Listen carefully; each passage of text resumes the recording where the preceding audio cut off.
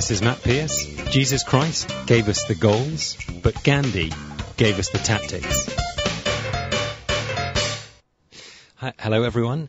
I've got Simon and Kenneth back with me today, and Ken, our regular coordinators, here as well. Now, this is the last show before the big election, the big by-election, which is happening in Hong Kong on less than 2 weeks, in May the 16th, isn't it?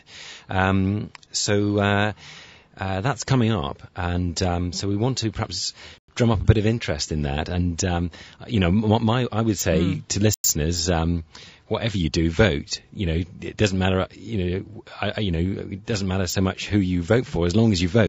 Is my only real concern, I think. So that's going ahead on May the 16th. Now, Ken and I, we went to an interesting event, didn't we, to do with the election earlier this week. It happened in it was in Kowloon Park, wasn't it, Ken? Yes, it was in the 4th of May. Yeah, just a Monday.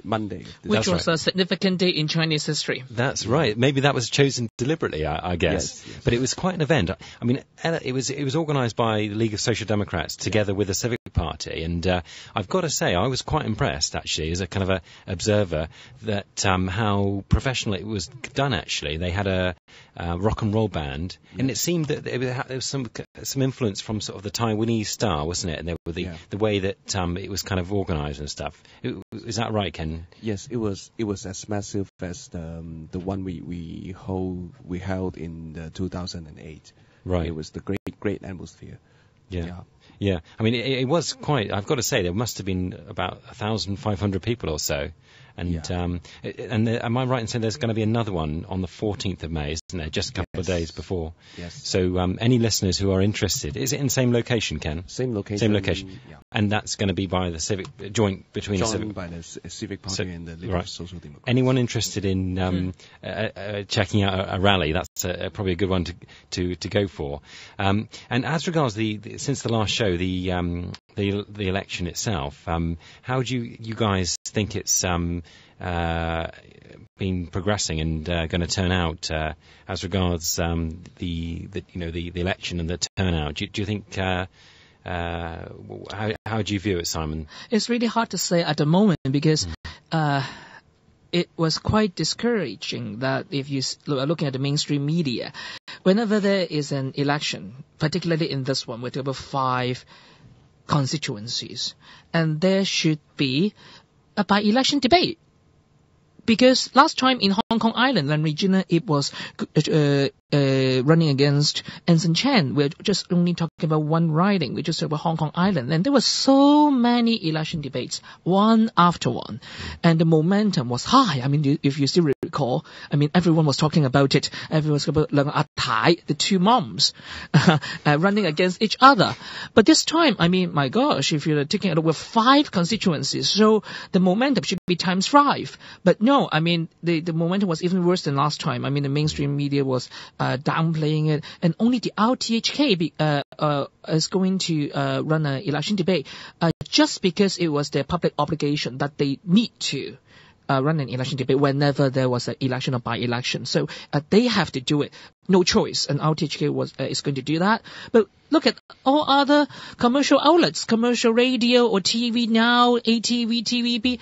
TVB is such a major television network in Hong Kong, and they're doing nothing on the election debate. So, I mean, the mood is pretty dry at the moment, and which really worries people about the turnout.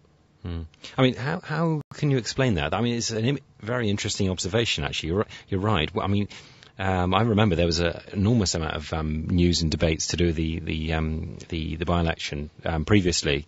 I mean, how can you explain that? I mean, is that the power of the government trying to use all its tentacles and influence to try to, within the big media organisations, to try to, not put it in, not promote it as much as perhaps they could do? It makes you think, doesn't it, exactly why that is happening. But certainly from the grassroots upwards, this election, there is a lot of noise and things happening, and I witnessed it over in Jordan, at the rally and so on. So I mean, Kenneth, what's your take on things? Well, I think, as Simon said, it's right, because the mainstream media is not participating in any social responsibility that we expect they should do. But as you said, it's about the grassroots people living in Hong Kong, and I think if the mainstream media is not trying to promote or actually tell people what's happening in the election, I mean, there's no way for those grassroots people to get those information, because sometimes they might not even have the access to the internet, or they don't have the money to buy some form of media that they should get the information from. So I think if the mainstream media, the free mainstream media, as we say, the television broadcasting is not doing anything to report this kind of election, it's actually quite a sad story for democracy in Hong Kong. And I think especially to the old people, we have a very success. You can say, like myradio, we got 100,000 of listeners of Raymond Wong's program. So on the internet, we are the big winner for any election in Hong Kong history. However, we cannot touch the group of grassroots old people, because they don't know how to use the internet. Especially when we were working in the election in 2008, we gave them CD, so they can put the CD into the machine and listen to Raymond's program. But I know each CD costs you about $1.80. So it's all about money, right? So we do not have the chance to touch to the old people. So that's why, all the statistic and all the survey for the election, you always see that Raymond Wong supporting rate and also LSD supporting rate is pretty low, because most of the sampling, they were calling to home telephone. And who usually pick up the telephone at home they are usually old people.